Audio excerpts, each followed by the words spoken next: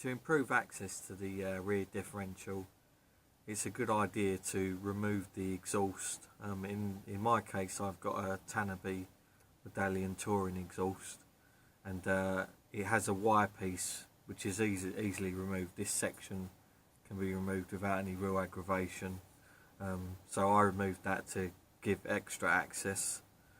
You've also got your cross beam here, runs along. Mine's custom made aluminium bar, but the stock item will be fitted to your car if you haven't removed it. So you'll have to remove that to give you enough clearance to drop the differential down. As you can see here, we've got the rear diff assembly and the drive shaft. Currently they're connected, but for you to do your diff swap, you'll have to disconnect the drive shaft from the differential. The drive shaft has got a pin in the centre, so you probably need about an inch clearance between that face there to push the drive shaft that way to get it clear.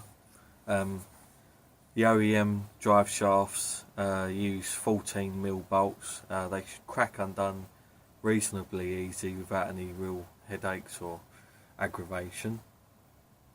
And basically, once you've cracked them all off on one side, then you've got to do the other side, and then just literally pry the drive shaft clear of the diff housing, and just get the drive shaft to sit here or somewhere out of the way to make it easier for when you start to remove the diff.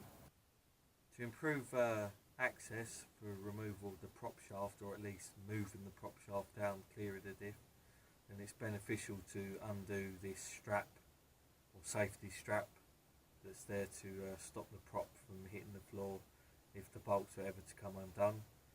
This is not really an issue. I mean, you can see mine's quite corroded, but it did come undone very easily. Right, towards the top right hand corner of the picture, you'll be able to see you'll be able to see one of the mounts for the differential. It consists of 4 14mm bolts, and I think the middle is either a 17 or a 19. To get the diff out, you'll have to remove these, and you'll also have a set on this side as well. You can just see in the corner of the picture. Once you've removed them, the differential will be free to move around, but you'll still have the front mounts to remove. This just gives you a better look at the rear mounts and get an idea of the work involved to remove them. Quite straightforward. It should come undone really easy. Here you can see the underside of the differential and the forward mounting bolts. You can only see 3 in this photo or in this video, but there is in fact 4. They're 17mm. They will be quite tight.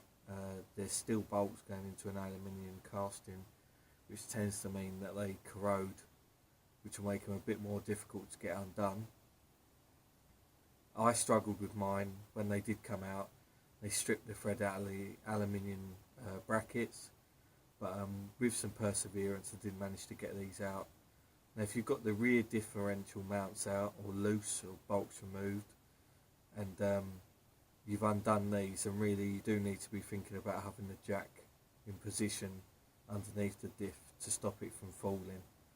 It is quite stuck in there, to be honest, but it's worth getting the jack underneath here before you take the last bolt out. Right, here you can see the prop shaft bolts. These are 6mm bolts.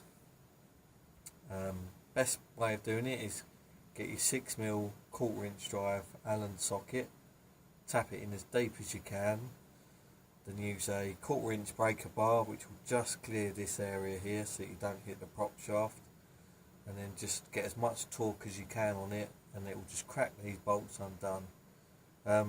Use an extension if you have to on the breaker bar, like a bit of tube, to give you a bit more leverage on it. Once they're cracked, just make sure you put the washer, or keep hold of the washers, and stick a pry bar between prop shaft and the diff, and you'll be able to just lever the prop shaft down. It will just hang on towards the ground and give you enough room for you to get your differential out when you get to that stage. Right, once everything's been removed and you're ready to start thinking about taking the diff off or lowering it down, the best method is obviously, by this point you'll have the jack underneath there supporting the jacking point on the diff, and the diff, what you'll have to do is move it forwards so that this mount up here, so that stud there will clear the steelwork around it. At the same time, you'll have to make sure that the prop shaft at the back is clear and out of the way, and so the diff will have to be pushed forward along with the jack towards the front of the car, and then once the studs have cleared from here, once they've cleared that, it's a case of lowering the diff downwards at an angle, so sort of back first down, and just supporting it with your hand with the diff, or with the jack taking most of the weight, and then it should come out quite easily. Just a few things that might make it a bit more difficult is if you left your exhaust, like for me, my exhaust, took this section out but left the rest in, so as I'm trying to move the diff, it was just fouling against the elbow of the exhaust. It wasn't a massive issue, but it just meant it made it a bit more difficult.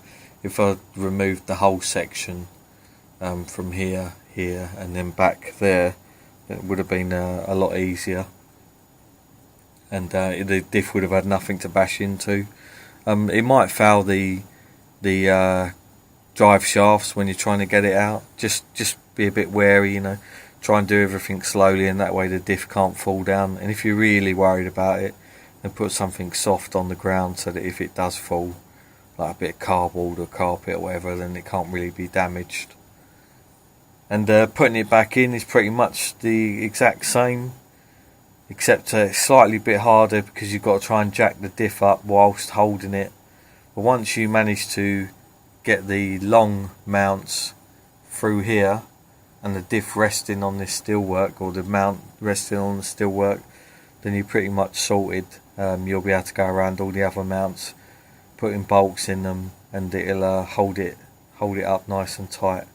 Then you can start worrying about all your other issues, like doing up the drive shaft bolts and aligning the prop shaft and things like that.